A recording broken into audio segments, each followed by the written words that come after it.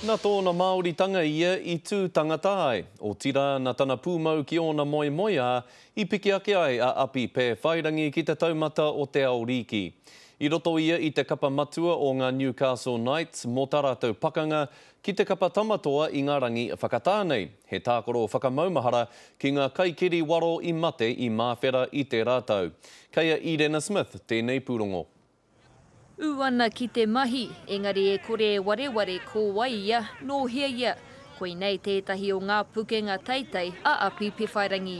Me tino aro, me riri tō tinana, me riri anō hoki tō hinengaro. Nā te mea, he nui tonu ngā kai tākoro kei ahi te reiria, no ngā mautere anō hoki e hihi ana ki tō tūnga. No te taurua mano mai I wai whai wāhia ki roto I te Kapa Knights I raro I te 18 tau te pakeke. Aha kua te poto o te wā, kua piki ake ia I ngā reanga. I whakaaro au he mea nui ki te uri ki te tīma I raro I te rua te kau. Heoi anō, tuai wā mai te kai tohutohu matua me te mea mai ka tākoro mo te tīma matua I tēnei mutunga wiki. I ihihi katoa ai, he whea ko miharo rawa mōku, mōku teina anō hoki.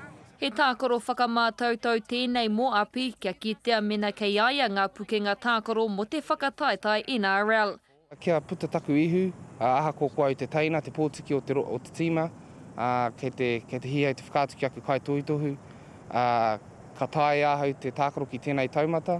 Te kaumāwaru te pakeke o api, I kurai nei ia ki te kura kaupapa Māori o mana tamariki I te papai Ioia.